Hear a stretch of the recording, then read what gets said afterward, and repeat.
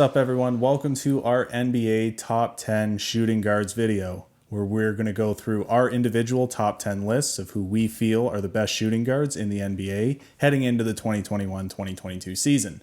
So, without further ado, let's get started here and debate our top 10 lists. Let's start with honorable mentions. Yeah, so I have two, and one guy neither of us will have on our list is Klay Thompson because of injuries. We have no idea what we're getting when he comes back. It's been 2.5 years, or it will be 2.5 years when he's supposed to come back around Christmas time this year. Last we saw of him, he's easily top 2, though. But we'll see when he comes back, and if he comes back. Karis LeVert is my first real honorable mention. Yep. He's just right outside for me. What about you? Karis LeVert is also on my list here, and I have two other guys. Victor Oladipo, and I think he's held off. When he's fully healthy, he's shown that he is all-star caliber. Yep. I think it'll be interesting to see what he does with a revitalized backcourt in Miami. Yeah, you just want to see it again. Yeah. Because he's been a good 2 and 3 option throughout his career. Yeah. There's a little less pressure on him now. Yeah. So. And then the other guy is Terry Rozier. Okay. Who I think LaMelo Ball has really worked wonders for him, that Terry Rozier can shift to the shooting guard. He doesn't have to play the point anymore. It's a great combo. And yeah, he's really made a name as a proficient scorer and an efficient scorer for the Hornets this year. Yep. So at 10, I have CJ McCollum. I also have CJ McCollum at 10. Yeah, so I have him at 10 because it's just he hasn't been as dependable, especially throughout the playoffs, which you saw this past season. Great scorer. Great scorer when he's on, though. But that's kind of his game, and that's what limits him from being up. But he is a good second, maybe even third option. Why do you have him at 10? Well, he's been Damian Lillard's right-hand man for a while there, easily the second best player in Portland. I guess it is debatable between him and guys like Yusuf Nurkic, but I still think it's McCollum. Great three-point abilities there, great scorer. I think the defense lacks a little bit, and I think that's what brings him down lower. His offense has potential to move him up this list, but it'll be interesting to see, depending on if Damian Lillard goes, gets traded, which, you know what, we thought he would be, but as of right now, he's not. But if he goes, you have to think McCollum will also go to start a full-scale rebuild. So it'll be interesting to see if that changes anything on a new team. But as of right now, his offense is really what puts him on the top 10 for me. Okay, at 9, I have Fred VanVleet. And I also have Fred VanVleet. Again, we don't look at each other's list beforehand. This is just by chance. Yeah, and why I have him higher is he's growing into that star and a fringe number 1 player in Toronto. I think he's a little more rounded despite his small frame. He can play a bit of defense, he can shoot, but he can play make, which is something CJ hasn't had to do yet. Why do you have him at 9? For all those same reasons, and I think he has potential to really shoot up this list now that it is his backcourt. It's not Kyle Lowry's backcourt anymore. Fred VanVleet is arguably one of the most, I guess it's a mix between bold and efficient. He takes a lot of shots, which means he's going to miss more shots, but he's also going to make more shots. That's one thing. There's not a lot of shooting guards on this list that take as many shots as Fred VanVleet. The offense really runs through him. And I think that's what puts him in here. I think the fact that he does take a lot of shots and misses a lot of shots. Sometimes he takes a lot of dumb shots, which the Raptors backcourt has been known to do in years past. So that's probably why he's lower on the top 10 list. But the fact that he has been efficient and has done it, he's won a title, and been a key role in winning that title, I think that's what puts him on the top 10 for me. Mm-hmm. Now at 8, I have Zach LaVine. There it is again. We have the same one again. We don't look at each other's lists. Sorry, man. Where Zach LaVine falls for me is he seems to just be a scorer at times. He's not a complete player or a guy I'd want to build around. But what he does really well. He can score in all sorts of ways. He's strong. He can shoot. But why do you have him at 8? It's for similar reasons that you've mentioned, and the same case can be made what I said before with Fred VanVleet. He does take a lot of dumb shots sometimes. Zach LaVine does. Yeah. And what puts him higher than Van Vliet is the fact that he is a bigger frame. He is a little more explosive. You have to watch for him in the paint, which you don't necessarily have to watch with Fred Van Vliet. He's very much an outside perimeter offensive player. So that's probably why I feel his defense lacks a little bit, and that's why he's lower. But again, if the defensive game shows up, which it might this year with more additions to the Chicago Bulls, he very well could shoot up this list because he does have immense talent. Now, with the team developing and his role limiting, do you see him taking steps back? Because until now, he hasn't really had to be a team player. I think in terms of his offense, definitely his offensive numbers will take a hit. But I think in terms of making him more of a rounded player, I think bringing in guys like DeMar DeRozan, Lonzo Ball, a full season of Nikola Vucevic, bench guys like Alex Caruso, I think that'll help shape his game to be a more complete guard in the NBA. Yeah, that's what it takes to be a great guard. That's what it took for Klay Thompson to be a great guard. He's known for his defense as well. So yeah, and this is the season for him to prove it, I guess. At 7, this is where I have Shai Gilgeous-Alexander. I also have Shai Gilgeous-Alexander.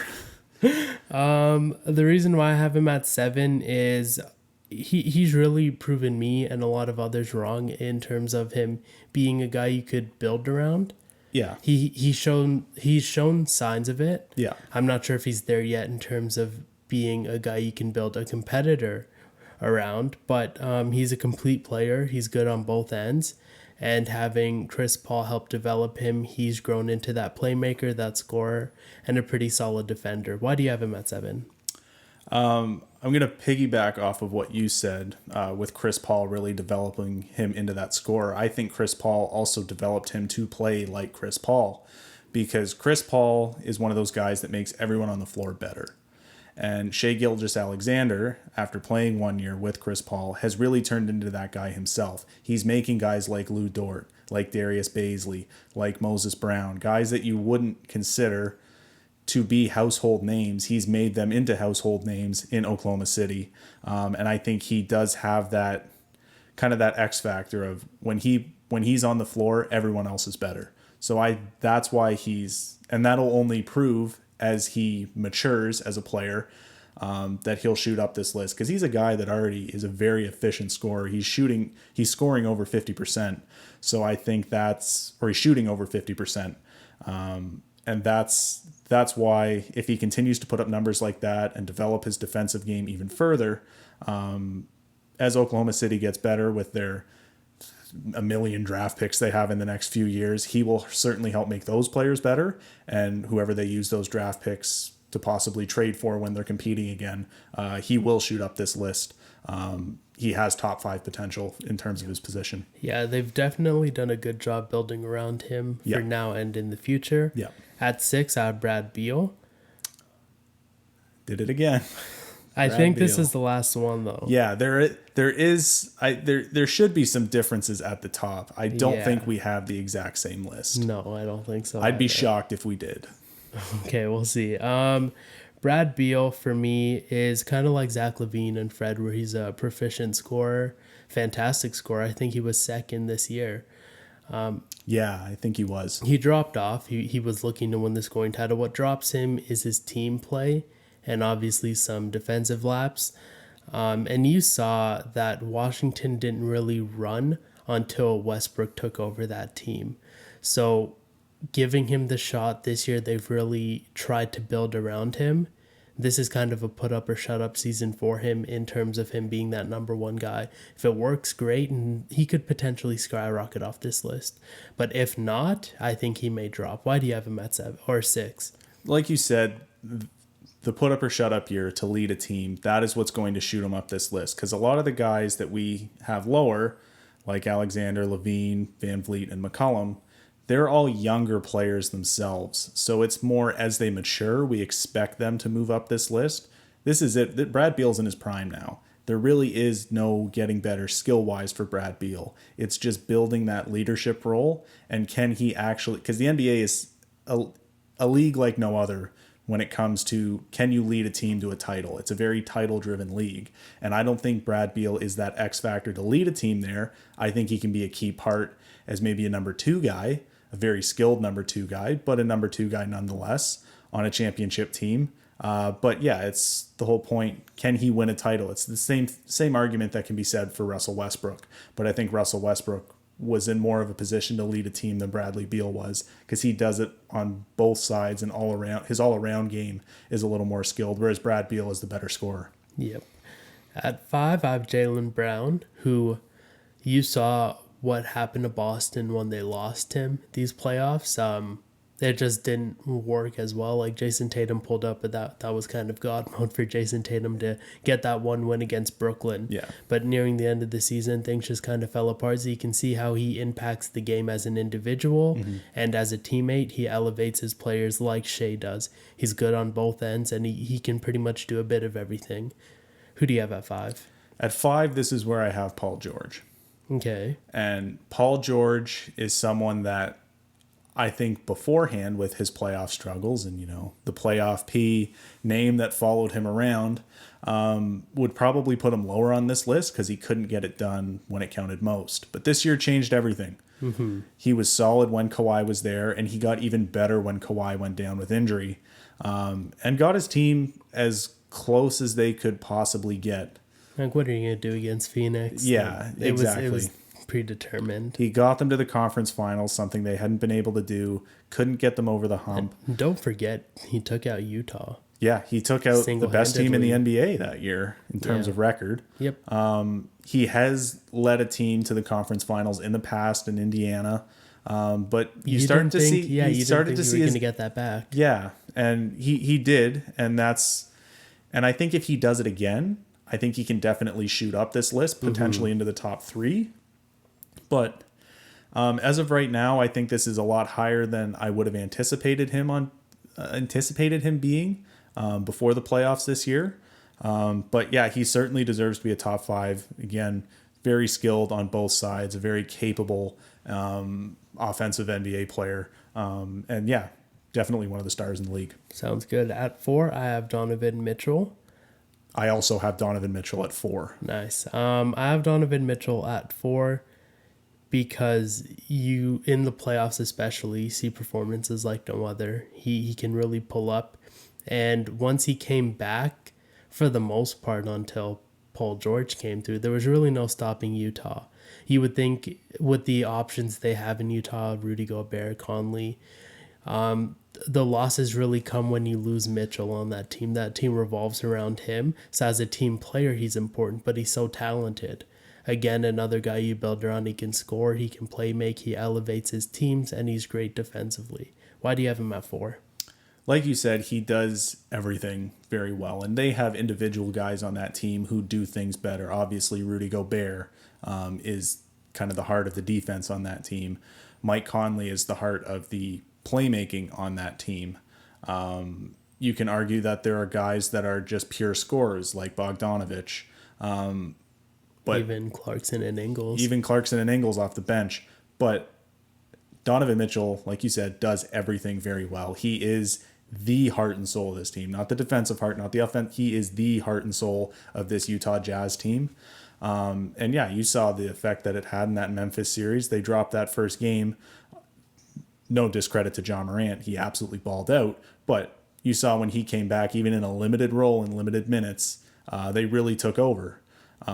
So Donovan Mitchell is one of those X Factor guys that make everyone around him better. Like I said, with Shai Gilgeous-Alexander. And that is what pushes him so high on this list. The fact that if we're talking just in terms of the most valuable player, he might be the most valuable shooting guard on this list to his team. But in terms of skill, I think the guys I have ahead of him are a little more skilled than he is. And that's why he's 4 and not higher. But heart and soul, he's a top 5 guy. That's why he's in the top 5. Okay, at 3, I have Devin Booker. I also have Devin Booker. Nice. Devin. We try to make this different for you guys. Yeah. It just happens sometimes. Yeah, Devin Booker is just so explosive. And the closest thing you're going to get to seeing that Michael Jordan, that Kobe Bryant type of player where he scores at will. Where he falls off from being the top is, I think, a little bit of experience. This is really the only time we've seen him thrive in the playoffs. But when the pressure came, him and his team couldn't live up to it. And you have to take into account he had the privilege of playing with Chris Paul, which elevated the team and him. So it's tough to see as things go forward whose team Phoenix really is, whether it's him or Chris Paul. Right. And what he needs, I guess, would be consistent play from the beginning of the season to the end of the playoffs, consistent scoring, maybe a little more defense, and maybe some of Chris Paul's playmaking to elevate this list, because I think he has potential to be number one. Why do you have him at 3? Like you said, he does. That's an interesting comparison you made, kind of the Michael Jordan, Kobe. It's really the clutch factor. He does have that clutch factor. He's able to pull up. I don't think there's very few players in the NBA that have the 3-point prowess that he has. And yeah, it's one of those things where if they win the title this year, this guy might be number 2 on my list. Arguably one. Arguably one. You could make the argument, and I wouldn't be totally mad at it. But I think the fact that they did look defeatable in those last 4 games against Milwaukee, and that does hurt everyone's value on that team, not just Devin Booker's. I think Devin Booker needs to become a more complete player, but the offensive end is just ridiculous with this guy. And again, it's one of those maturity things. As he gets more mature, I think he will climb this list. But right now, top 3 is really the highest I could put him. Yep. At 2, I have Paul George. And like you were talking about earlier, I think he would have been at best in the 10 spot before these playoffs, because it was just so lackluster before, so inconsistent. But once Kawhi went out, and even before, like you said, he was so good, he was so stable. He took over the team. I have to put him higher than Utah, so I have to put him higher than Donovan Mitchell, because he took out Utah. For sure. And why I have him above Devin Booker is because he gave the Suns some trouble single-handedly. Yes, LA's a deep team, but one guy versus, in my opinion, 3 stars in Phoenix. I think he had a phenomenal run. Will we see it again? Well, we have the opportunity for this upcoming season to see what he's able to do. So it's tough to say he could drop the list. This is about as high as I'd have him, and just because he's done things like this in the past, and I'm glad to see him get back to that game. So that's why I have Paul George at 2. Who do you have at 2? At 2, this is where I have Jaylen Brown. And it might be high on this list for some people, but my reasoning behind it is Boston is lost on both ends without him. He takes a lot of the offensive pressure off Jaylen Brown. He is a great perimeter Off offensive Jason Tatum. Jason Tatum, sorry. Yeah. We're talking about Jaylen Brown. Yeah. Off of Jason Tatum. He takes the offensive pressure off of him, where Jason Tatum doesn't have to score 50. And the defensive end, he takes a lot of the pressure off Marcus Smart in that backcourt, where it's now that's arguably the best defensive backcourt in the NBA with those two. He is the best two-way guard in the NBA right now, one of the best two-way players in the NBA right now. And you saw what happened when he wasn't there in that Brooklyn series. The only way they could win a game was Jason Tatum had to drop 50. And you wonder, if he's there, how competitive of a series that would have been against Brooklyn and their big 3. Because I think it would have been competitive, because I think Jaylen Brown and Jason Tatum themselves make up a big 2 of a big 3. I think they're just one piece away from that. But I think Jaylen Brown is really kind of the heart and soul on both ends. Jason Tatum, you can probably argue, is a more skilled player than him, and he has the higher ceiling to be a bigger name in the NBA. I would say it's like a Kawhi and Kyle Lowry situation. Exactly. Where Tatum's the more talented and maybe not more rounded, but he's the more proficient scorer. Right. Whereas Jaylen Brown's more stable, Exactly. good on both ends. Exactly. And probably the better of the 2 leaders. He is older. I mean, Yeah. both of them are young. Yeah. At 1, seems we have the same guy again, Yeah. James Harden. And this is one where it really is unanimous. At this point, he has to be. He has to be.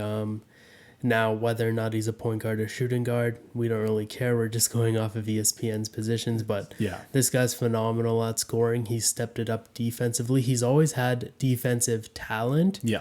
But his intensity has been up and down. Now it's nice to see him more consistent in an environment he seems to enjoy.